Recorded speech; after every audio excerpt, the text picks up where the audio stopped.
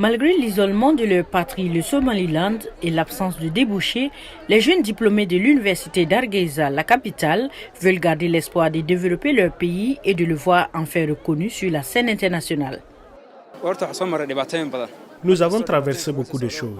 Ce pays a traversé beaucoup de choses et nous espérons que le chemin s'améliorera avec le temps. Le Somaliland a déclaré son indépendance de la Somalie pendant la guerre civile de 91. Il a depuis prospéré. Pourtant, l'État séparatiste a eu du mal à obtenir une reconnaissance internationale. Mais pour le directeur du centre culturel d'Hargeisa, Jama Moussa Jama, le jeune État a atteint un plafond et ne pourra pas faire beaucoup plus sans reconnaissance internationale. Ce n'est dans l'intérêt de personne que nous nous effondrons. Il n'est pas dans l'intérêt du peuple du Somaliland ni de la communauté internationale que le processus démocratique que nous avons mis en place s'effondre ou encore que le chaos s'installe ici. L'absence de reconnaissance prive le Somaliland de prêts ou de dons internationaux et d'investissements extérieurs, des facteurs qui freinent le développement du pays.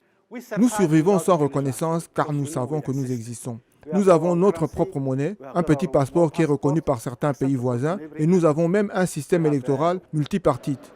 Les autorités reconnaissent le fort taux de chômage mais préfèrent mettre en avant les progrès démocratiques, particulièrement les dernières élections législatives organisées en mai 2021.